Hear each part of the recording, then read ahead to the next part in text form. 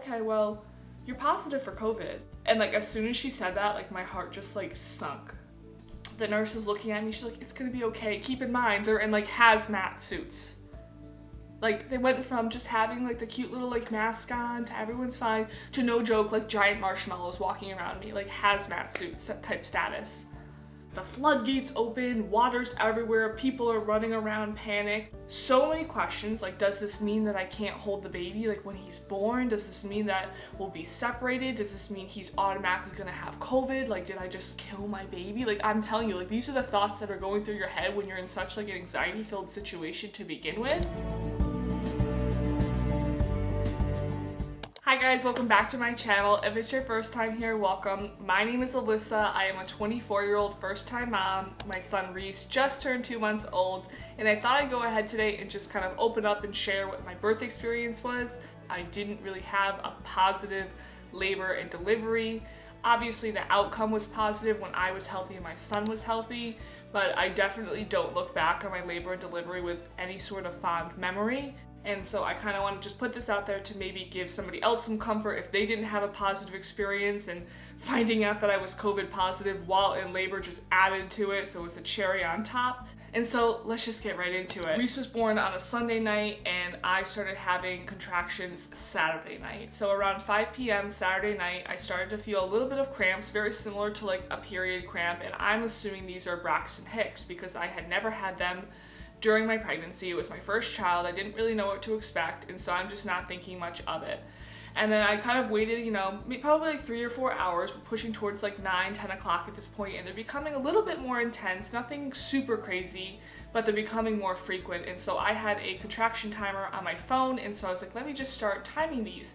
And within the first, I think it tracks like 5 or 6, it was like, yep, you should probably start getting your bags ready and call the hospital. And I'm like, what do you mean? Like, did I do it wrong? Like, I'm honestly thinking I'm doing the app wrong at this point, because I just was not expecting to not only go early because I had been sitting at 2 centimeters dilated for over 3 weeks at that point, but I also just was like, I've never had a Braxton Hicks, so it can't be actual contraction. But lesson learned, I guess you can have contractions and never have Braxton Hicks. Just food for thought for anybody that's a first-time mom out there.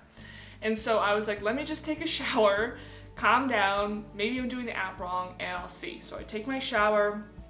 It's about 10 o'clock, I come back out, I do my timer again, and it was like, call your doctor, you need to head to the hospital. And I was like, okay. So I called the doctor, and I pretty much just explained to her, the contractions. And I also had just mentioned, since Thursday night, I had been having some leakage, and I'm just thinking this is like discharge, my body's gearing up for, birth. I had never done it before.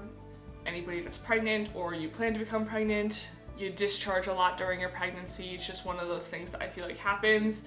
So you just stop kind of paying mind to when you're like leaking stuff out. But it wasn't like gushes. It was just like, a little bit more than normal, but I just wore like a panty liner. And so she was just like, yep, come in, we'll check you out. And so Dakota and I, take our time, just get our bags, get in the car, and we're fully expecting to do the walk of shame home that everybody talks about, where you go in there and like, yes, we're gonna have this baby today. And the doctor's like, no, you're not. You need to go home. This is not labor. But sure enough, we arrived there, and I had high blood pressure, which was something I had not had my entire pregnancy. So I was admitted with high blood pressure.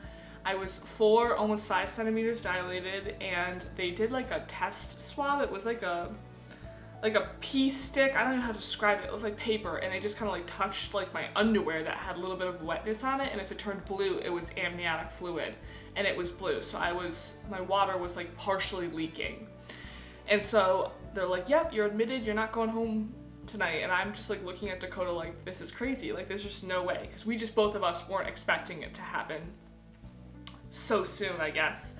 It's funny I say so soon, but we had 9-10 months to prepare. But I had always just envisioned it's like the movies where like the floodgates open, water's everywhere, people are running around panicked, and it just wasn't like that whatsoever. We were calm, cool, and collected, and I was just dripping at that point. But sure enough, they just book us and we go into our room. Dakota heads to the car, and the doctor comes in and she's like, because you've been leaking for a few days now, you're on increased risk for infection. We're gonna have to limit your cervical checks. And she's like, and I'm hoping that you'll progress on your own by just switching positions every hour. But if it doesn't work, we're gonna have to start Pitocin. No problem. So she leaves, and then they give me the standard COVID test. And keep in mind, I feel so healthy, not a sniffle, not a cough, nothing. I'm fully vaccinated, as is Dakota. And she gives me the COVID test, and she leaves. And I'm just fully expecting her to come back and be like, yep, you're negative, we move on with the night. Because if I was negative, my hospital meant that I didn't have to wear a mask during labor or delivery. But Dakota had to wear masks the entire time because they don't COVID test partners. It's about 2 a.m. now, Sunday morning, and I'm like bouncing on the little like yoga ball, working through my contractions and stuff like that. So she comes in and she's like, so you had COVID during your pregnancy? I was like, yeah, I had it during my second trimester in November. Keep in mind we're in March now. And I was like, it was pretty rough. It took me quite a while to get over it, but I got over it and we're vaccinated, we're good now. And she's like, oh, okay, well, you're positive for COVID. And like as soon as she said that, like my heart just like sunk. Like it was a feeling like I couldn't even like describe. I looked at Dakota and I was like, and then I looked at her and I was like, are you sure? Like I feel perfectly fine, like no symptoms, like nothing. Like can we retest? Like could it be a false positive? Like, and she's like, we don't retest, like it shows that you're positive. You're over the 90-day mark where like the whatever can still be in your system. So she's like, so we're gonna have to just change the course a little bit. And I was like, what does change the course mean? And she's like, well, everyone's just gonna have to continue to wear masks and we'll keep our distance. And then she just leaves. So she just delivers this information and I'm sitting here like starstruck, like there's just no way, this is impossible, like what the heck? I'm just staring at Dakota, trying not to cry. 5 or 6 centimeters dilated at this point. And I never see the nurse again. Like she just like didn't come back, like I never saw a doctor come in, and so I was just like sitting here, like having a bomb dropped. So many questions, like does this mean that I can't hold the baby like when he's born? Does this mean that we'll be separated? Does this mean he's automatically gonna have COVID? Like did I just kill my baby? Like I'm telling you, like these are the thoughts that are going through your head when you're in such like an anxiety-filled situation to begin with, and then that just like heightened it even more.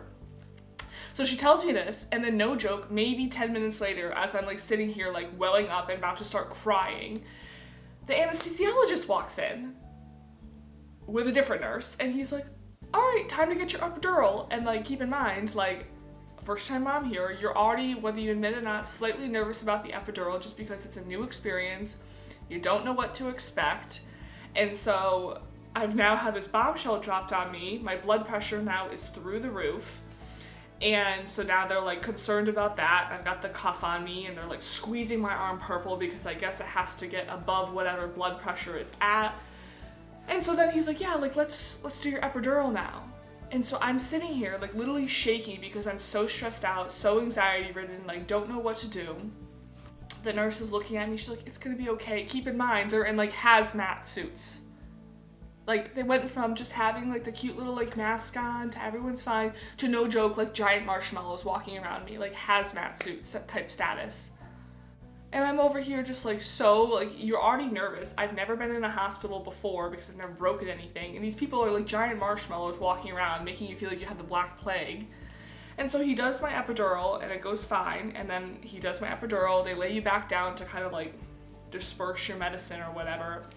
And I guess like my blood pressure dropped or oxygen dropped, something dropped where like I was in like a fog almost. Like I was cognizant, but like the new nurse, not the one that delivered the bomb and then decided to leave, the new nurse was like saying that my blood pressure was just doing weird things, and that's why I was like kind of in a fog. So the anesthesiologist has to come back, adjust that for me, and we're good.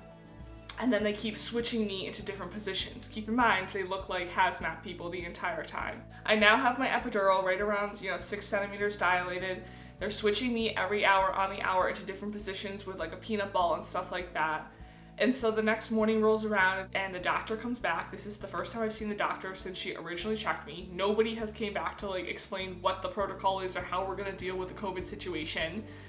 So it's still a big question mark of what that means. And she comes in and she's like, yeah, well, we're gonna start you on Pitocin because you're not progressing as quickly as we'd like, even though I felt like I was progressing quickly enough, but I guess I'm not a doctor, so whatever.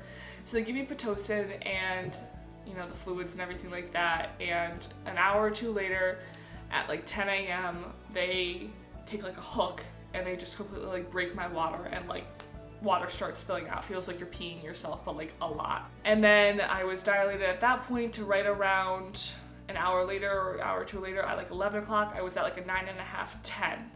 And so then they're like, yeah, we're gonna start gearing up to get ready to start pushing at this point. And I'm over here like, well, when he's born, like, can I hold him? Like, does this mean that I shouldn't touch him at all? Can I breastfeed him? And they're like, no, like, the baby will be fine. And I'm like, you people are in marshmallow suits, hazmat suits, like, nobody wants to touch us. We're referred to as the COVID room.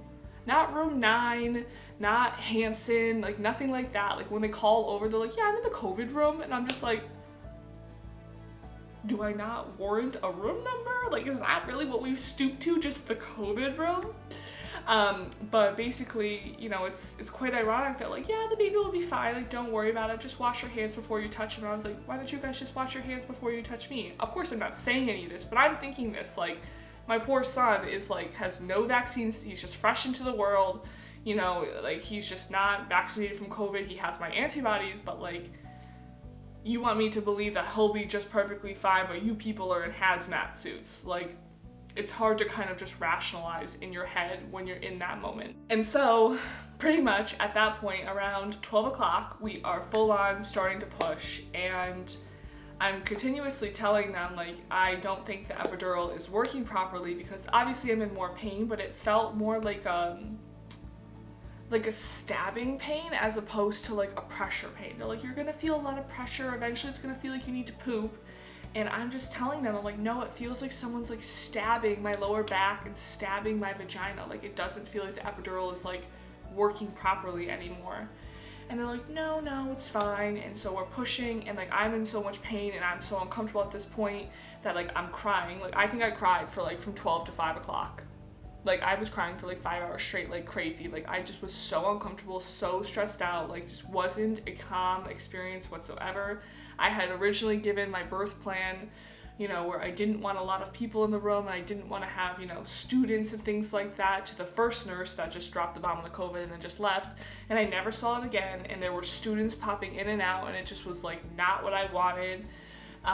But obviously I didn't feel comfortable advocating for myself, and, you know, Dakota's stressed out because I'm sitting here crying, and he's like, I'm sure he was a champ during the whole thing, but like, I was a mess. And so they call the anesthesiologist back, he like checks it out, he's like, it looks to be in there fine, and then he goes. And so we push for like almost 3 more hours. It's like 3:30. I've been pushing straight, like, he's not descending. The doctors are like, he won't drop, we can't vacuum him out, we can't use forceps, like, he's not low enough for us. Even though we've been switching peanut ball positions for like 12 hours at this point, we've been, you know, Pitocin, we've done everything possible, it seems like. And they're like, yeah, there's nothing we can really do to help assist. And so then they call the anesthesiologist back, and he puts like some sort of like shot into my epidural, and like, that thing worked great. I feel like it was like some sort of like thing you get for a C-section because it really numbed me up, but like, I could still feel like people like touching my legs, and I was coherent and stuff like that. And so that allowed him to descend more. He was still too high to use a vacuum or forceps, but he was able to descend a little bit. And at this point, like, I'm just like exhausted.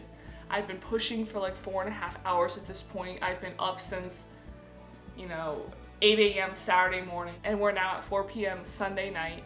And so the doctor comes in, and she's pretty much just like, he's not dropping. Like, we've tried Pitocin, we tried the positions, we tried so many different things. We need to start discussing the possibilities of a C-section, which made me nervous because it wasn't necessarily my ideal at that point. But again, I'm in so much excruciating pain and so uncomfortable and so overwhelmed that I'm just like, you know, maybe that's what we need to do. But the reason I opted not to do it was because she was like, you know, every time you have a contraction and when we're doing this pushing, REECE'S heart rate was fine.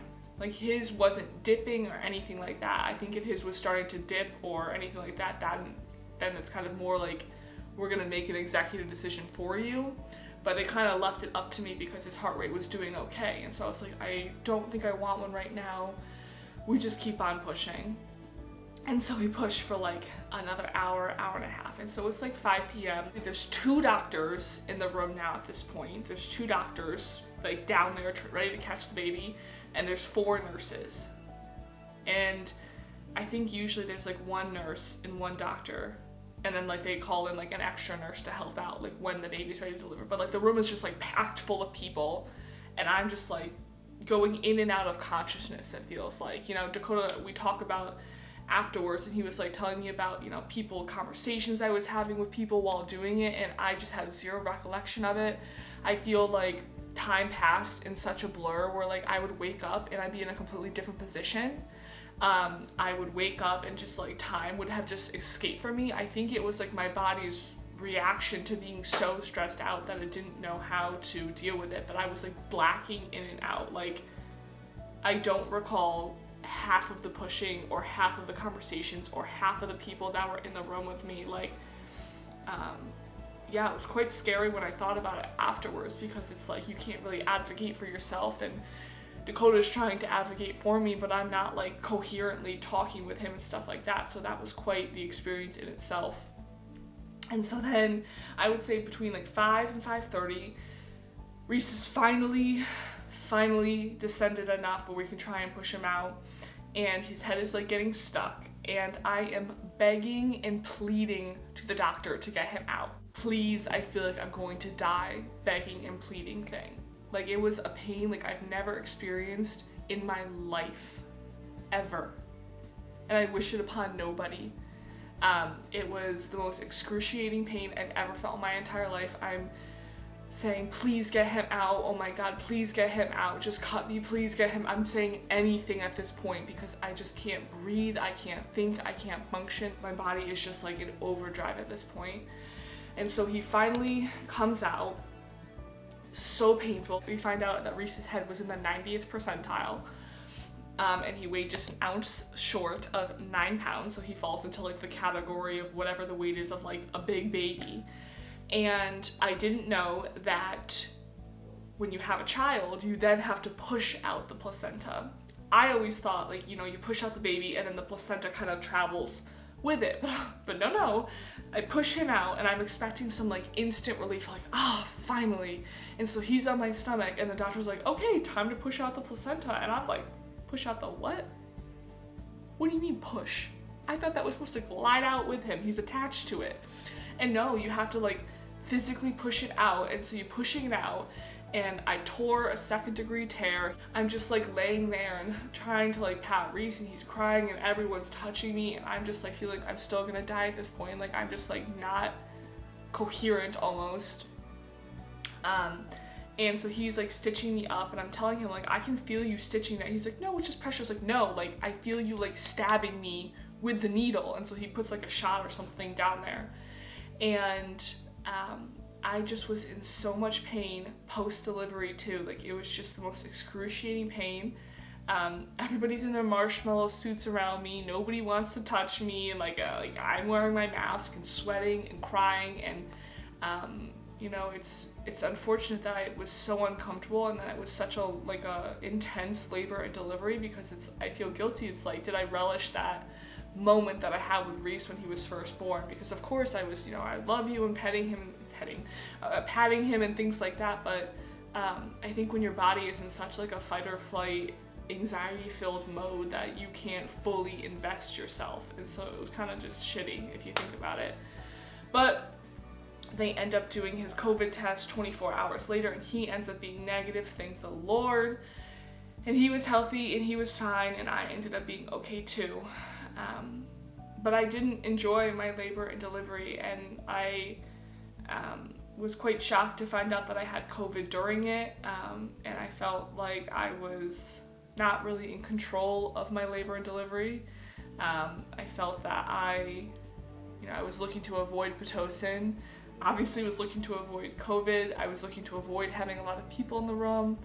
And it just, none of that stuff really lined up for me. And for a while I was like kind of embarrassed. Like I didn't tell anybody that I had COVID during it, because I was like, did I do something wrong as a mom that I could have jeopardized his life so quickly? Like there's just a lot of guilt that I was kind of working through, and guilt that I felt robbed almost of my labor and delivery, because it just wasn't what I was expecting nor what I wanted. But it is what it is. I can't change it at this point. You know, REECE is healthy as can be. I'm healthy and I'm grateful. But yeah, it was a bit rough. Okay, REECE is running us real quick. But yeah, it was quite traumatizing for me. In the weeks after my delivery, like I had repetitive nightmares of dying during labor. Like, you know, I still distinctly remember that pain. Everyone always talks about, oh, like it's fine, you won't remember it. Like, no, I remember details and I remember what it felt like, and it was quite the experience. You know, I talk about it now where people are like, oh, like it's fine when you have your second child, like they'll just glide right out. And I'm like thinking about it and I was like, I don't know if I can do a second child. Like it was that horrific for me and that scary and that stressful. So definitely something to consider moving forward when we have more children eventually down the line. Like I want to kind of see if there's something that we can do to try and mitigate the pain and the anxiety and the situation that we went through. Reese was a big baby. I felt like the epidural wasn't really working properly. I felt like I wasn't really heard to my birth plan that I had put down. Yeah, it just wasn't necessarily my ideal experience. And so I kind of just want to put that out there to just kind of honestly have it as a time capsule for myself before I forget all the specific details, but more so just to relate to somebody else and to just be honest with you guys that I didn't have a positive labor and delivery, and that's okay. I've come to terms with it, and maybe in the future I'll have a more positive one. But if you've also kind of had that experience where you felt discontent with how things go, just know you're not alone, and if you ever want to reach out and talk to somebody, I'm always here. So just trying to formulate a mom community and just be open and honest and raw with you guys. So with that being said, I will catch you guys in the next video. Thanks for being here, thanks for showing up, and thank you for being so supportive as I share my story with you guys. Bye.